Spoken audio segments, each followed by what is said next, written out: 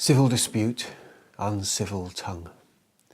There's an energy inside us, buried deep, which, once awake, is hard to quell or curb. It isn't minded to go back to sleep. A nerve's been touched that lay long undisturbed.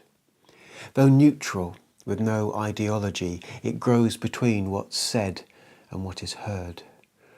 Triggered by immigrant technology, a yawning gap, abysmal and absurd.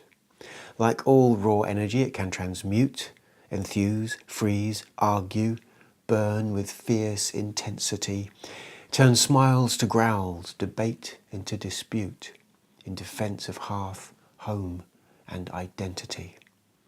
Its power is visceral, it's fight or flight, and always generates more heat than light.